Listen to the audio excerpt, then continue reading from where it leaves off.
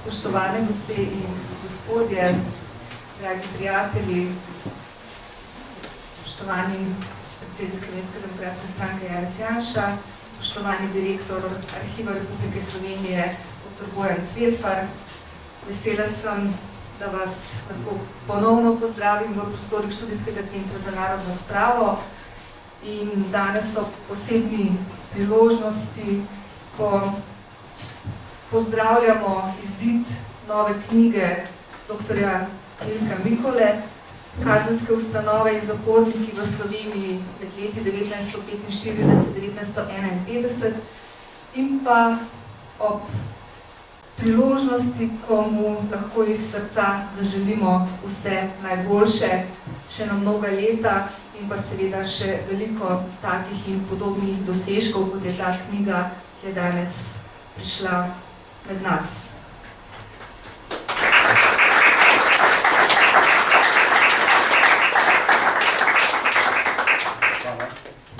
Z dr. Milko Mikolo se bo pogovarjala kolegica dr. Mateja Hladnik-Čoh.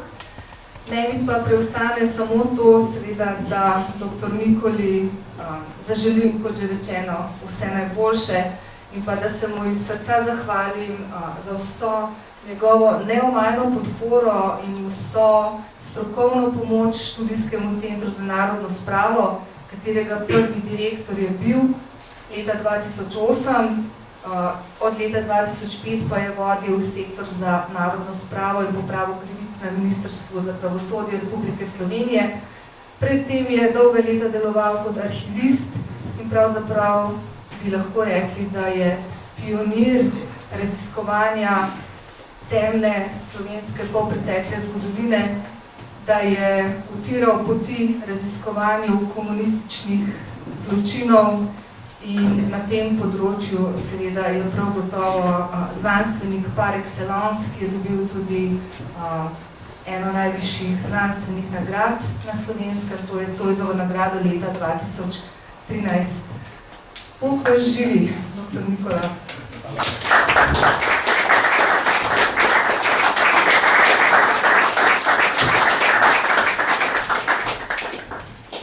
Hvala lepa, doktorici Andreji Valič-Zver. Torej, lepo pozdravljeni na današnjem srečanju z dr. Milkom Mikolom, enem največjih, odličnih poznavalcev nasilja, represije komunističnega sistema na slovenskem ozemlju po koncu druge svetovne vojne. Je avtor številnih znanstvenih in strokovnih monografij, prispevkov, člankov, izdal je več dokumentov in pričevanj in je, kot je bilo že omenjeno, dobitnih večjih nagrad. Če omenim Aškerčevo priznanje leta 2004, ki ga pač podarja Arhivsko društvo Slovenije, Srebrni celjski grb leta 2009 in Zoisovo priznanje za pomembne znanstvene dosežke na področju zgodovinopisja leta 2013. Dr. Milko Mikola se je rodil pred 70 leti v Šentjurju pri Celju, Grobelno pri Celju. Mogoče za začetek, dr. Mikola, kako se spominjate vašega otroštva, kaj vam je ostalo najbolj spomino in kaj ga je najbolj zaznamovalo? Ja, najprej najlepša hvala za dobre želje, gospe direktorici, in vam za aplavz, ki ne vem, ob 70-letnici, ali bi se veselil, ali bi naj bil žalosten, ker sem pač toliko star. Torej, če bi se v spominu vrnil na svoja najbolj zgodna leta, ki se jih še spominjam, moram reči, žal, da se spominjam ravno dogodka zvezi, ki sem ga tudi opisal v eni izmed svojih knjig Sodni procesi na Celjskem, ko so mi pred očmi izterjevalci obvezne oddaje fizično pretepli mamo in je bila potem zaprta. Tako da se mi to vtisnilo v spomin zelo globoko In moram reči, da je tudi to bil eden izmed razlogov, da sem se lotil te tematike. Predvsem sem želel prikazati najprej, kaj so pretrpeli kmetje v vojni. Moja družina, moje starši so namreč med vojno bili ne samo podporniki partizanov, ampak je bila pri nas celo partizanska javka, ki je vodila mama. Oče pa je bil partizanski vodič. In po vojni je mama predstavila v zaporu, oče pa v taborišču. In zgodilo se je, da sem pač kot 6-letni otrok moral v odsotnosti očeta, smo morali vsi otroci prijeti za delo. Kmetija je zahtevala vsako roko. In tako sem tudi jaz pomagal, žal pri Slamoreznici, in sem pri 6 letih zgubil, torej mi je Slamoreznica odrezala prste, kar mi je seveda tudi zaznamovalo za celo življenje. In tudi to je bilo ena, moram reči, ena izmed stvari, zaradi katere sem se lotil tega, česar sem se. In da mislim, da sem s tole zadnjo knjigo tudi svoje poslanstvo nekako spomnil. Kljub tem traumatičnim dogodkom ste uspešno maturirali in se leta 1966 upisali na Filozofsko fakulteto v Ljubljani, kjer ste študirali sociologijo in zgodovino, in potem 6 let kasneje ste se zaposlili na šolskem centru Borisa Kidriča v Celju. Kako je bilo v šoli? Ja, moja prva služba je bila poklicna šola, služba profesorja zgodovine, najprej zgodovine, kasneje so mi pa prisilili, oziroma pred dejstvo, da sem moral poučevati tudi predmet STM, samopravne teme marksizma, in sem ponosen na to, da sem našel v zapisniku Komiteja za splošno ljudsko obrambo in družbeno samozaščito pri občinskem komiteju ZKS Celje, da sem ob neki priliki izjavil, to je nekdo poročal, pač oni so vse to seveda skrbno beležili, da sem rekel, ko sem odhajal v razred, zopet grem lagati v razred, zopet grem lagati učenci, ne? In bile so še druge stvari zabeležene, ki bi takrat, če bi to bila to prva povojna leta, bi bil končal nedvomno ne v kazensko poboljševalnem domu, ampak v enem izmed delovnih taborišč. Kot na primer za Tita, da sem dejal, da ko je bila obletnica 700, mislim, da 700-letnica, ena obletnica Perzijskega cesarstva je bila in je Reza Pahlavi, ne vem, je bil v Jugoslaviji na obisku, ali kako je bilo, skratka, in je bil prikazan v zborci skoril, kako živi potratno, kako strašno, koliko zapravlja, čeprav Perzija, Iran ima nafto, in on je iz Perzije naredil državo, po kateri si je lahko danes samo še kovca po tistih časih.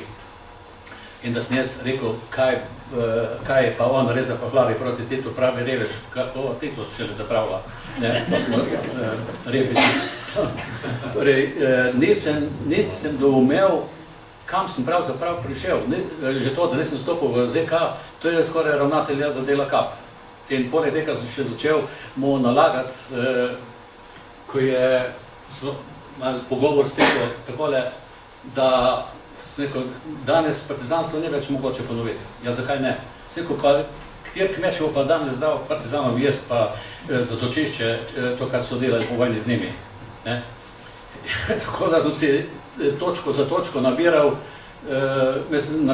črne pike in na koncu je počlo, ko sem razkril oziroma da ravnatelje zahteval, da prepreči nadaljnje zlorabljanje učenk, ki so jih, torej šlo je tudi za spolne zlorabe, učenk, frizerk, šibil, da to prepreči in da te ljudi pokliče na odgovornost. Ker so bili pa vsi člani ZK, seveda jih je bilo treba takoj zaščititi in potem je padlo po meni. In takrat je pa vse to prišlo na dan, kar sem jaz nekoč rekel, in je me obravnaval komitet za SLO in družbeno samozaščito pri Celjskem občinskem komiteju, me pozval na pogovor, njegov predsednik, ki me danes tako vljudno pozdravlja, celo, in mi je rekel, tovariš Nikola, mi imamo o vas sicer strani pedagoške službe, Zavoda za šolstvo, imamo dokumenti, ki kaže, da ste bili odličen pedagog, da vas imajo učenci radi. To, da za vas ni več prostora v razredu na nobeni šoli v Sloveniji. Pika. In bivša partizanka, ki je bila moja kolegica, učiteljica slovenščine, mi je, ne bom nikoli pozabil, sem pred Narodnim domom v Celju, sva se srečala, ko sem že bil v službi v arhivu in je rekla, veš, Milko, take, ko si ti, smo mi po vojni pošiljali v taborišča. Tako da si končalo potem zame, tako da sem bil odstranjen iz šole politično, potem pa sem prišel v arhiv, ker sem pa zelo pogrešal pedagoški poklic, kajti jaz sem šel tudi zgodovino študirati veliko zaradi tega, da bom nekoč učil, ker sem pač verjel, da imajo vsi zgodovino radi, tako kot sem jo imel jaz. Torej, leta 1982 ste se potem zaposlili v zgodovinskem arhivu v Celju, kjer ste začeli delati tudi z arhivskimi dokumenti, začeli ste raziskovati, to je bilo potem obdobje, ko ste magistrirali in doktorirali. Katere teme so vas najbolj pritegnile? Kaj vam je ostalo iz tega obdobja najbolj v spominu? No, najprej moram povedati, da nisem bil nikoli razen nekaj mesecev zaposlen v raziskovalni ustanovi. Takrat, ko sem prenehal biti VD direktor študijskega centra za znanstveno spravo, pa do upokojitve, to je bilo pol leta. Drugače sem jaz delal prej v šoli 10 let, potem sem delal pa v zgodovinskem arhivu v Celje. In da je bila moja primarna naloga, seveda kot se reče, strokovna obdelava arhivskega gradiva, delo z uporabniki in tako naprej. In da sem se temu tudi temeljito posvetil, zlasti povoj gradivu po letu 1945, ki sem ga res zelo dobro obvladal. Poznal sem tudi vse ostale fonde, kajti počasi sem dobil do arhivskega dela strašno veselje in sem resnično lahko se pohvalim, da sem obvladal arhivsko stroko oziroma vse sem bil tudi imenovan v arhivsko komisijo, državno komisijo pri vladi, pri Ministrstvu za kulturo, za izpite iz arhivistike in da sem tudi za seboj v Celjskem arhivu pustil, mislim, da močno sled, kajti, če bi pogledali vodnik, to je prisoten direktor moj nekdanji, gospod Bojan Svelfar, da je ogromno fondov v vodniku, pod katerimi sem jaz podpisan kot tisti, ki je gradivo strokovno obdelal. Zlasti sem obdelal vse partijske komiteje, skoraj vse, kar je bilo, in Celjski arhiv vsega pol Štajerske, pa še vsega na Dolenjsko dol do Kostanjevice, tako da ima, pokrival je 14 upravnih enot in jih še pokriva 14 upravnih enot. In tako da je bilo to moje primarno delo. Ob delu sem pa seveda spoznaval tudi samo gradivo in to mi je potem navedlo, da sem začel to gradivo tudi uporabljati, seveda gradivo po letu 1945. Upravno gradivo in pa gradivo okrožnega in okrajnega sodišča v Celju. In tako sem potem leta 1995 izdal svojo prvo knjigo, Sodni procesi na Celjskem, ponesrečen naslov, danes bi pojmoval vsaj politični sodni procesi na Celjskem, ampak dobro, zdaj je, kar je, ki obravnava, to sem jaz naredil na prošnjo celjskega demusa, da bi obdelali politične montirane sodne procese na Celjskem po letu 1945 in sem jaz to potem to nalogo zelo resno vzel in tako je potem 95 leta išla ta knjiga, ki je bila, mislim, da v nakladu 800 izvodov in je bila takoj razprodana tudi. Tako je, najprej sem se pa, moram reči, posvetil zaplemban premoženja. Kajti v Sloveniji napačno mislimo, ker imamo zakon o denacionalizaciji, da je bilo v Sloveniji premoženje nacionalizirano. Ni res. Vse, kar je bilo kaj pomembnega od industrijskih obratov, zlasti industrijskih, pa večja trgovina in podobno, to je bilo vse zaplenjeno, to je velika razlika. Pri nacionalizacija je nasilni odzem premoženja, ampak poznajo nacionalizacijo tudi v demokratičnih državah. In to je odzem premoženja proti odškodnini, medtem ko je zaplemba kazenski ukrep. Ne? In ti ljudje, ki so jim odzeli za plembo, so pristali celo v zaporih, ali pa so bili, če jim je pa upravni organ na podlagi odloka Avnoja z 21. novembra 1944 izrekel za plembo, takrat je šlo pa za Nemce, ti so pa potem bili izgnani. Dejansko so bili izgnani že prej in je bila odločba o njihovi zaplembi premoženja izdana naknadno. Ne? Tako da to je postala moja prioriteta, z tega sem potem tudi doktoriral, najprej magistriral za zaplembe na območju Celjskega okrožja, kasneje sem pa to razširil na celotno Slovenijo. Moram reči, da sem imel silne težave pri tem, da je bila ta naloga sprijeta, ker mi je mentor rekel, da je vrgel predal in se zgovarjal, da je to že vse obdelano, ne, in tako naprej. Ampak na koncu je sam rektor Filozofske fakultete zahteval, oziroma mi je pisal, ker sem hotel odstopiti, ker sem rekel, jaz ne bom prosjačil. Niso mi pa v noben tistem predpisanem roku, mi ni mentor odgovoril, oziroma komisija, ko bi mi morala, ne? Sploh ne, ker jim tematika ne ustrezala. Ker zaplembe je takratna zgodovinopisje in pa pravo je, kaj je to zaplemba, oziroma je to bila definicija, ki jo je Kidrič dejansko uvedel. Torej, da je zaplemba ekspropriacija ekspropriatorjev. To je marksistična, leninistična teza. In v tem smislu so tudi te zaplembe obravnavali. Tako da je tudi Majda Strobl, mislim, da je bila na pravni fakulteti, a ne? Ja, ona je napisala doktorsko disertacijo razlastitveni postopek po zakonu o razlastitvi, ne, iz leta 1947, in je tam tudi se dotaknila zaplemb in jih tako definira, da je to šlo za ekspropriacijo ekspropriatorjev oziroma za razlastitev premoženja narodnih sovražnikov in tako naprej. Skratka, jaz sem postavil pa v svoji disertaciji oziroma v konceptu povsem drugačen koncept prikaza tega in zavrniti me niso upali, niso pa hoteli tudi odgovoriti in so upali, da ne bom. In res sem že bil na tej poti, pa sem mislil potem prijaviti v Zagrebu disertacijo, ne. Ampak je potem sam rektor Filozofske fakultete mi je poslal, še zdaj hranim njegovo osebno pismo in me spodbudil, da naj vztrajam, in potem sem napisal, ampak je bil zagovor, prisotni je bil, tukaj prisotni spoštovani profesor dr. Šturm, je bil na moj zagovoru doktorske disertacije in ne bom nikoli pozabil, ko je rekel, da je bil ta zagovor podoben, da bi me imeli v rokah politkomisarji.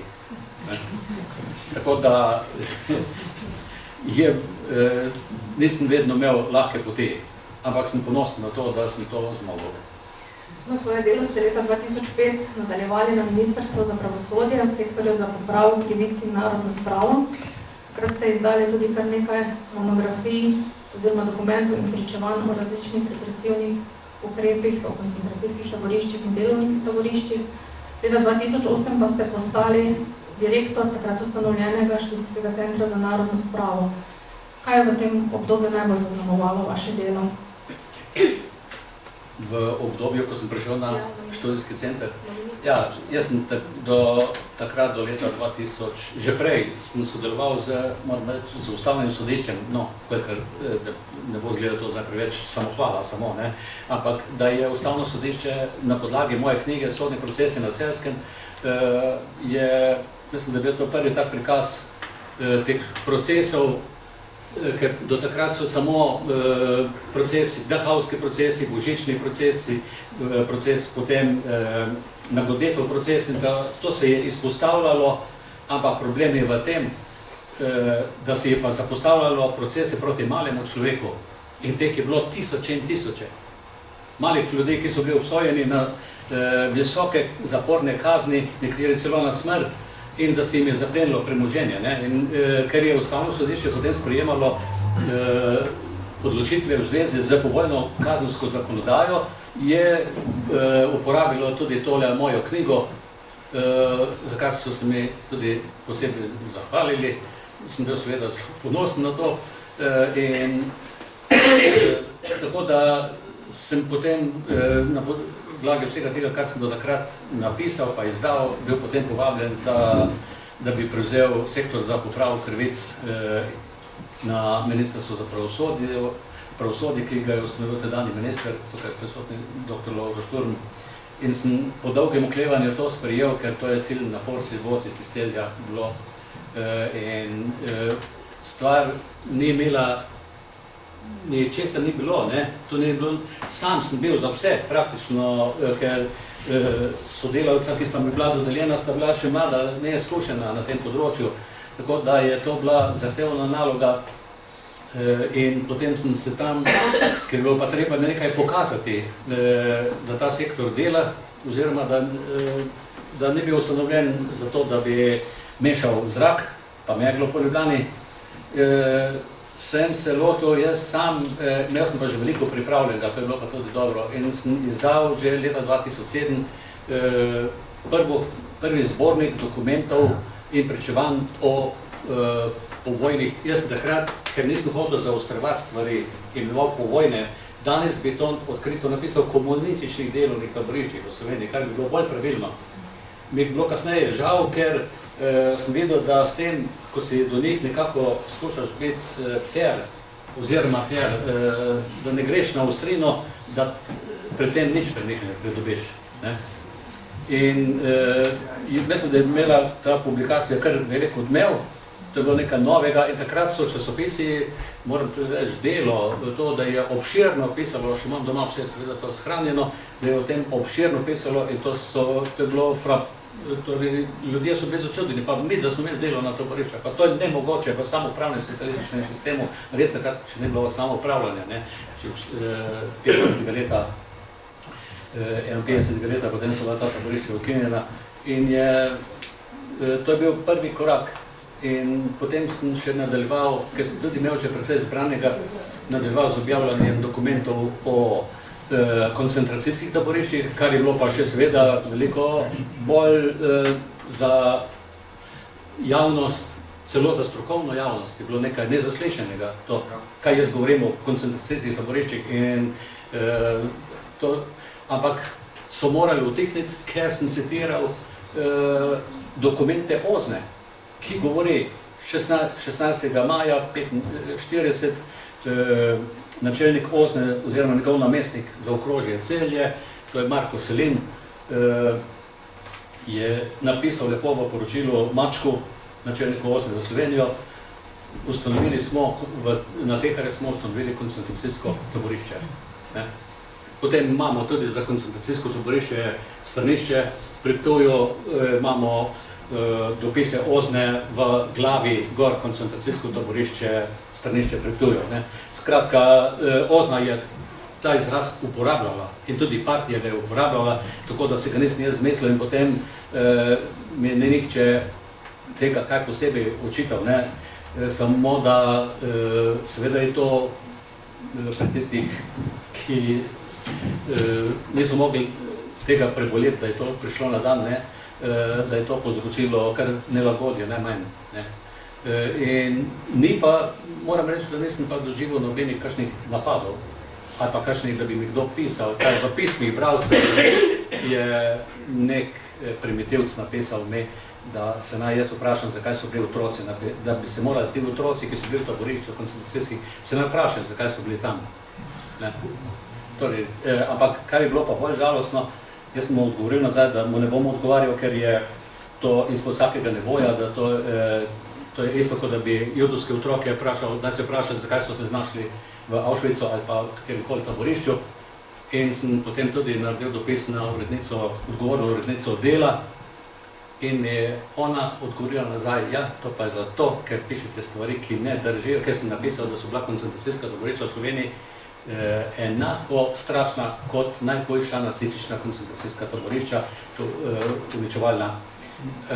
In potem sem jaz, ko mi je nazad govoril, to ni res, pa tako, jaz sem postregel z podatkom dr. Toneta Ferenca, ki je to v enciklopediji Slovenije v dodatnem zvezku je to zapisal. Tako da on pa je bil navsezadnje zgodovinar, ki je bil odkrito, torej je bil član partije in tudi partijski zgodovinar je bil, čeprav je zadnja leta svoje poglede na zgodovino bistveno korigiral.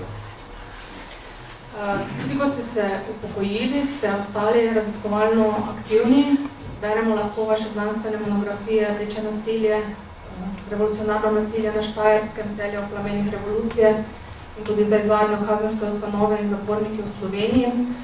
Pa vendarle kot avtor številnih monografij, iz katerih naslovnice se vrtijo tukaj za nami, katera se vam zdi najpomembnejša? Ja, to je daleč najpomembnejša, je nedvomno monografija Rdeče nasilje. Moram reči, da je pač ta knjiga nekakšna sinteza vseh mojih del, vsega, kar sem napisal, da so nekatera poglavja že tudi bila objavljena iz te knjige. Ker zaplembe premoženja sem obdelal v posebni knjigi, to je doktorska dizertacija, recimo, če bi si jaz moral vsega tega povsem na novo pisati, to je za 10 let temeljitega študija, zbiranja arhivskega gradiva in pa pisanja. Tako je bilo pa za menoj 20 let tega dela že in sem potem veliko stvari lahko vnesel kar v knjigo, določen nekaj poglavij pa je seveda napisano tudi posebno na novo. Ja, to je po mojem mnenju tudi posebna odlika vseh teh monografij, da temeljijo na arhivskem gradivu. Tako tudi ta zadnja, že omenjena kazenska ustanove in zaporniki v Sloveniji med letoma 1945 in 1951, o kateri, prosim, nekaj besed. Ja, povedal bi samo še, da tam, ki si je vrtelo gor tole, mislim, da ste lahko opazili, da sem se loteval tudi drugih tematik.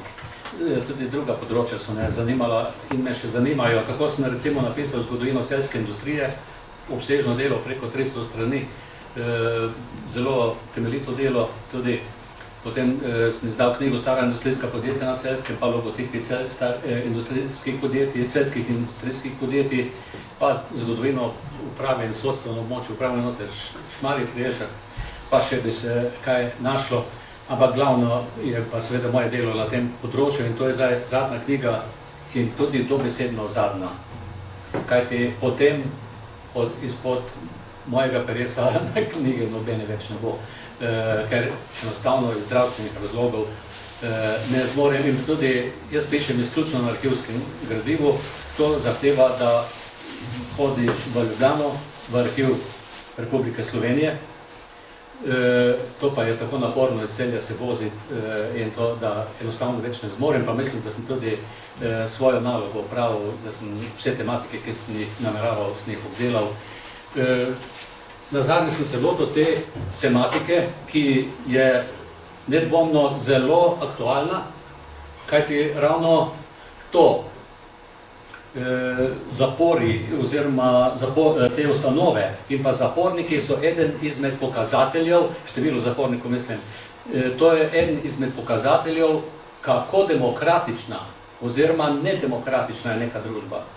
No in če zdaj povem, da sem prišel do grobe številke, da je bilo samo v obdobju 45-51, da je šlo skozi kazenske ustanove v Sloveniji najmanj 60 000 ljudi. Ampak je ta številka spodnja številka. Seveda tu upoštevam tudi Nemce, ki so bili zaprti v koncentracijskih taboriščih, predno so jih izgnali v Avstrijo. Tudi oni so bili zaporniki, dejansko so bili priporniki, če smo natančnejši. Tako da je ta tematika izredno pomembna za poznavanje povojnega totalitarizma, komunističnega totalitarizma v Sloveniji. Moje to delo je dejansko razširjeno delo, dopolnjeno delo knjige Delo kot kazen, ki sem jo izdal leta 2002, ko sem še delal v arhivu v Celju. In v tisti knjigi sem obdelal samo kazenske ustanove za prisilno, poboljševalno in družbeno koristno delo. Torej, to gre v glavnem torej za taborišča, delovna taborišča.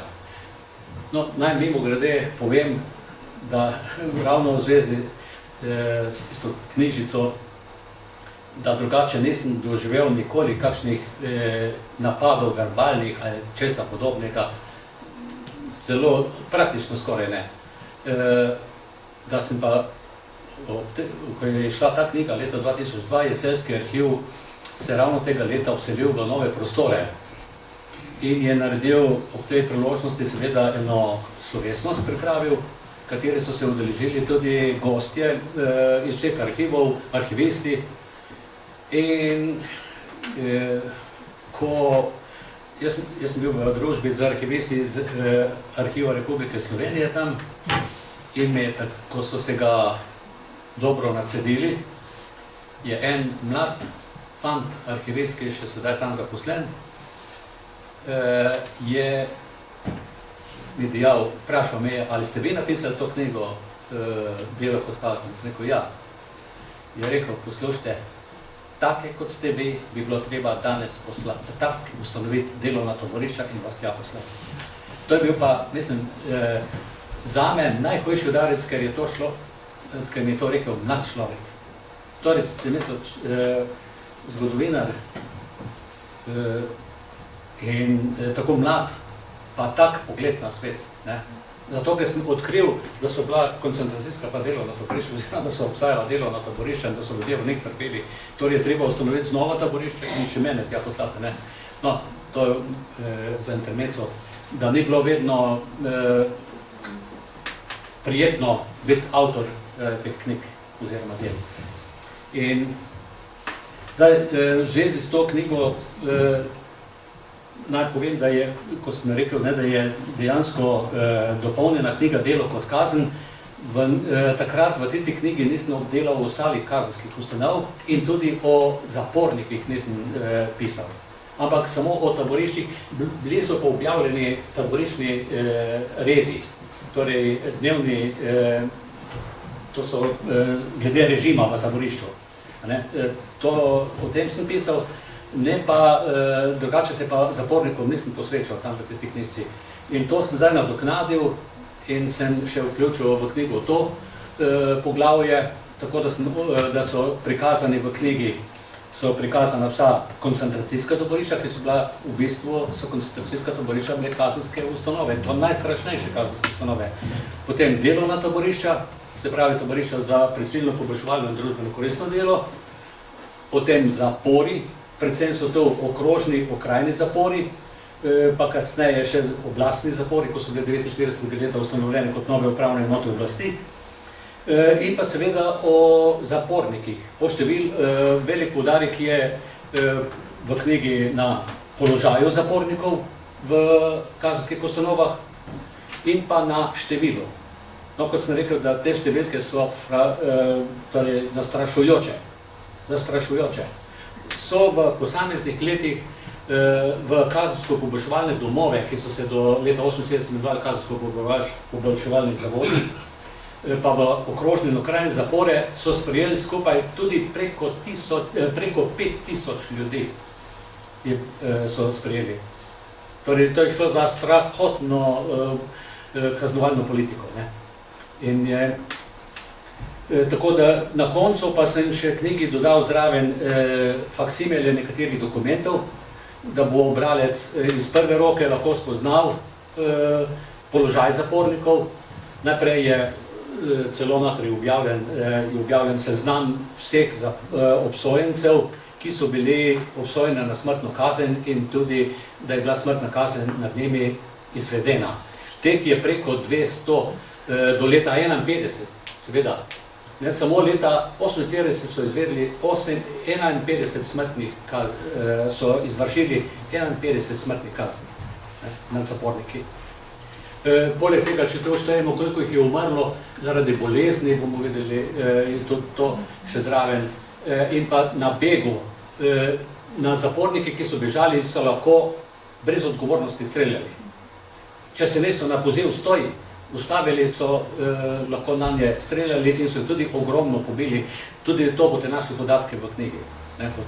Potem pa so notri še hišni redi, pa dnevni redi za kazensko-poboljševalne za zavode za prisilno delo, kazensko-poboljševalne zavode in domove in pa za te ustanove, pa za okrožne in okrajne zapore.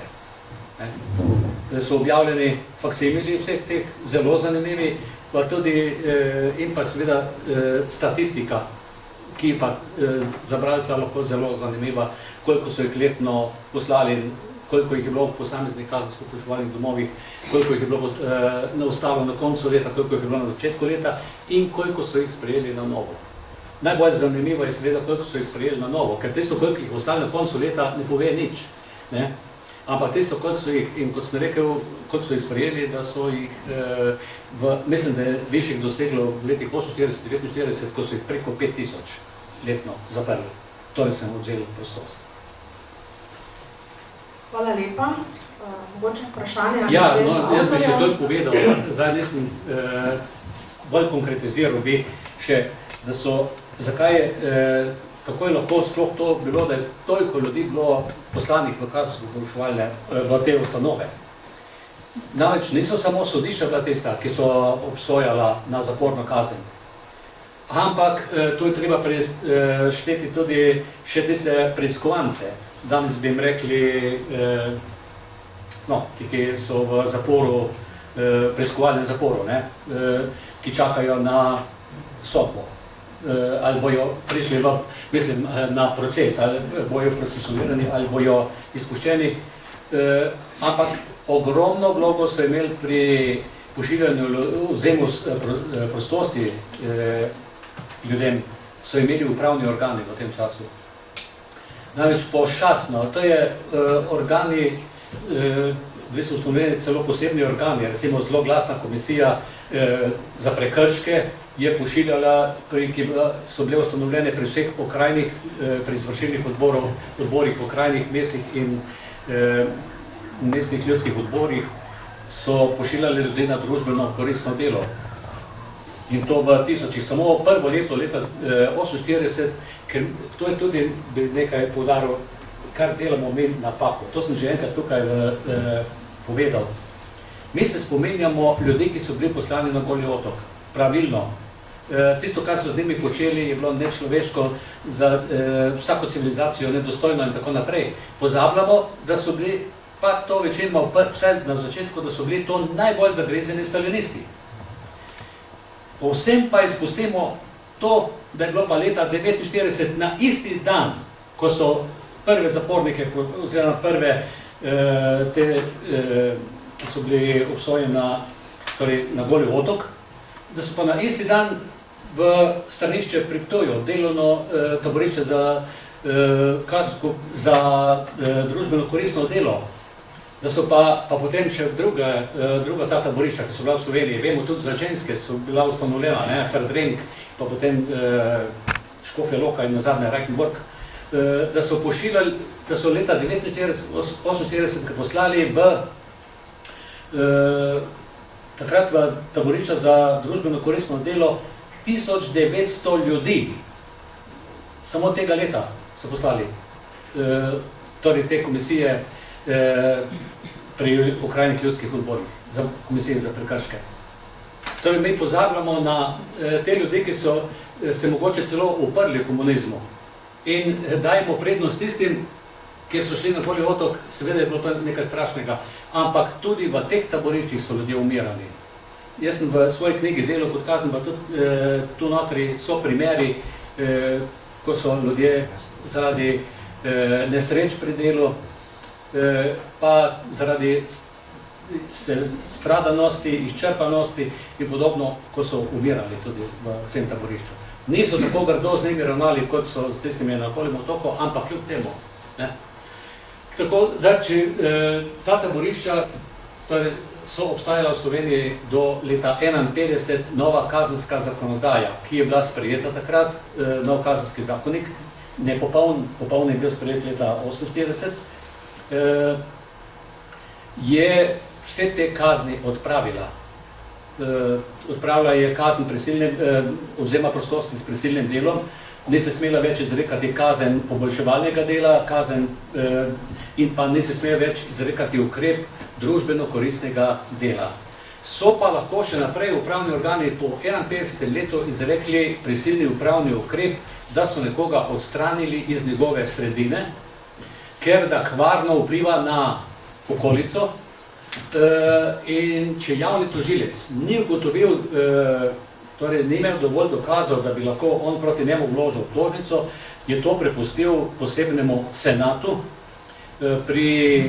to je bil ta senat za prekrške pri Ministrstvu za notranje zadeve Ljudske republike Slovenije, in ga je senat poslal mu je določil kraj bivanja.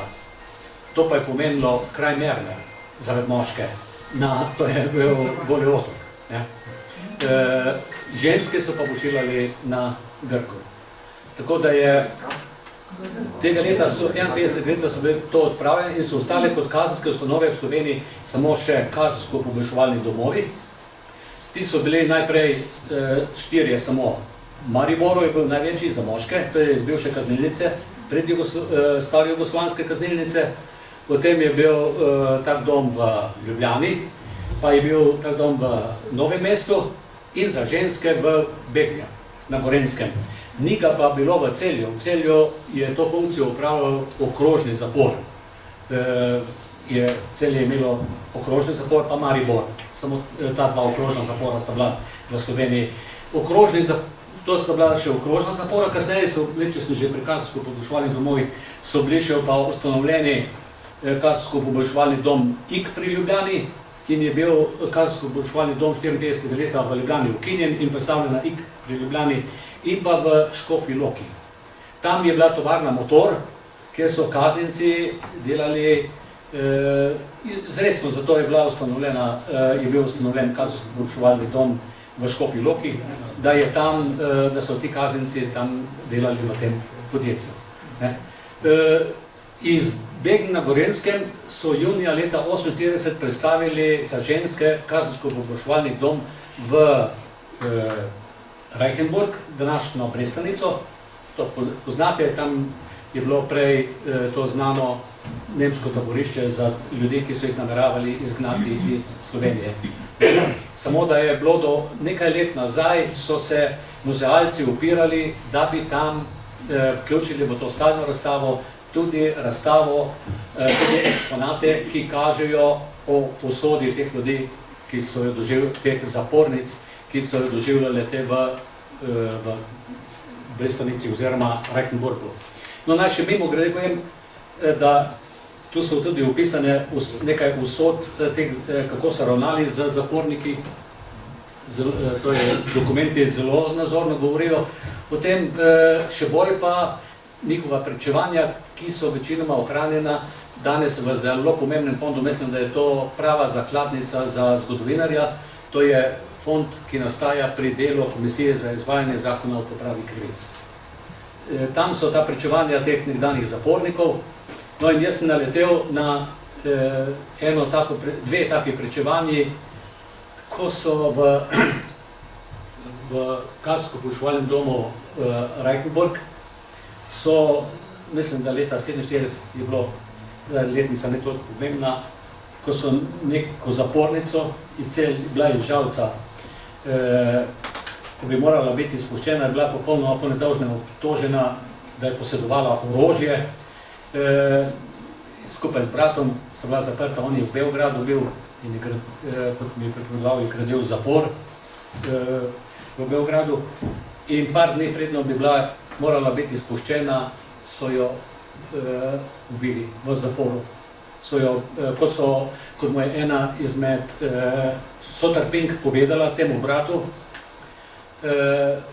po padcu komunizma že, da so jo metali v steno in da so jo zlomili vrat, oziroma ljubljansko dno.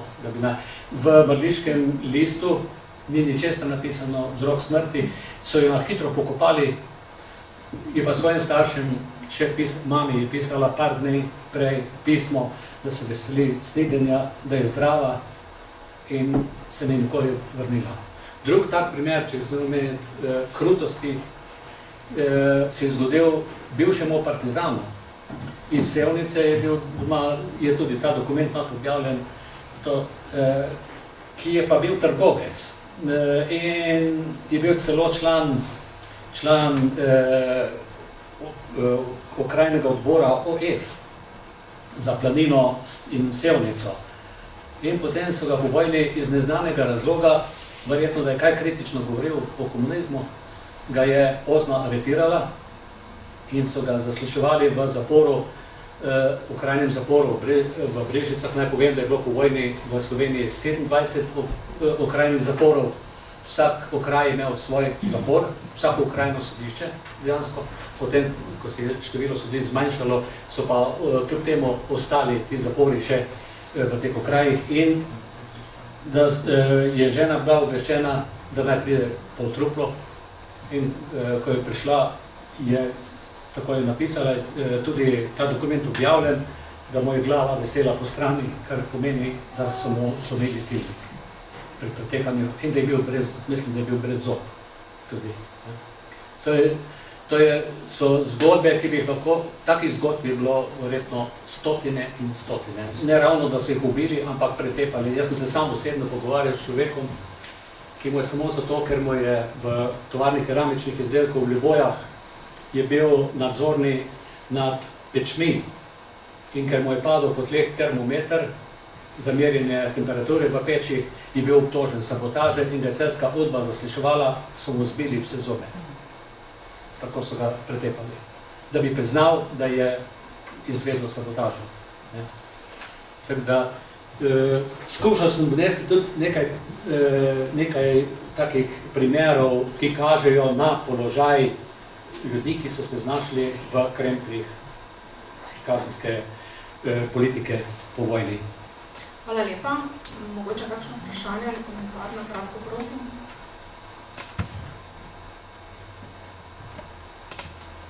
Ja. Marko, res ste omenil, da so vas iz šole nekako ustranili, ne? Kako so pa potem vi, kako ste lahko prišel na ta položaj v arhiv, ker arhiv je, po današnjem mojem vedenju, je zgodovina not. Vse piše, ne? Da so vas pustili tako blizu, da ste vi to naprej gledal, bravo, ali kako bi rekel, ne? Veste, oni niti niso so bili preneumni. To je bila sreča, da so bili tam na tistem komiteju, v Celjskem občinskem komiteju, da so bili preneumni, da bi vedeli, kaj arhiv hrani sploh, ne?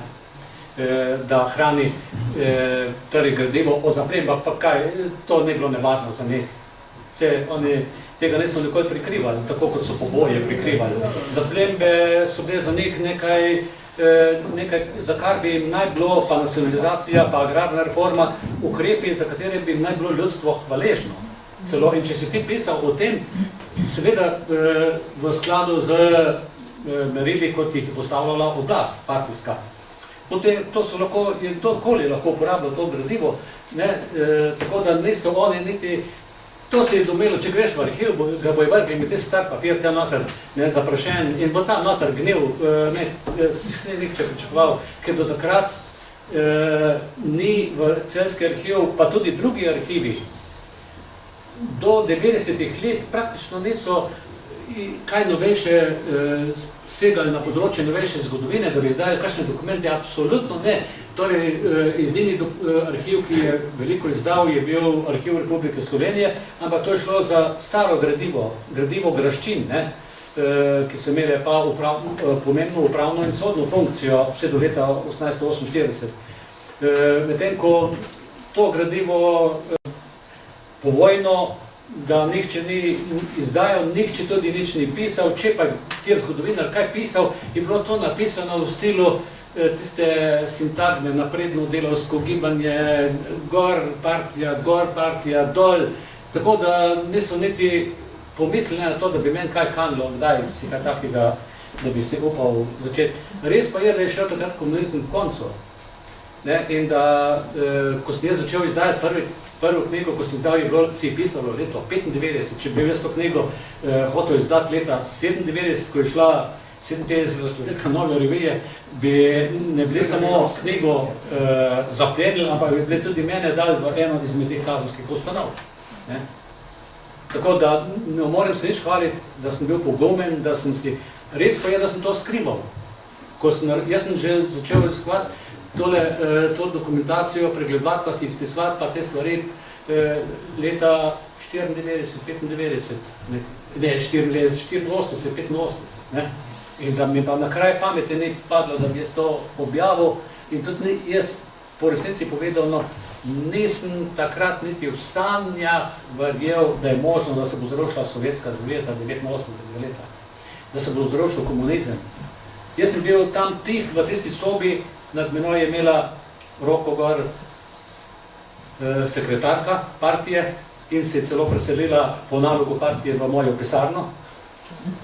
Čeprav je bila druga pisarna veliko večja in napol prazna, je prišla v mojo pisarno tja, da mi je imela več čas pod nadzorom, kakšno gradivo uporabljam, kaj delam, pa tak, ne.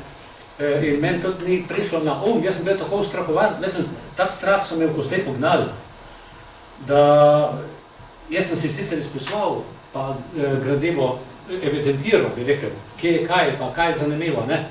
Ampak da bi si jaz upal objaviti o sodnem procesu proti celjskim trgovcem, Pšeničniku, Dvoličniku, Strmecskemu, Hudinu, ko so dva potem obsodili na smrt in jo usmrtili, popolnoma nedolžna človeka, ne, mi na kraj pameti ni prišlo takrat, ne. Jaz sem bil vesel, da so me pustili pri miru, se mi niso pustili pri miru, ne, ker mi je ravnatelj povedal, vi ste tu po moji volji, če pa moja volja ne bo takšna, ste lahko jutri na cesti.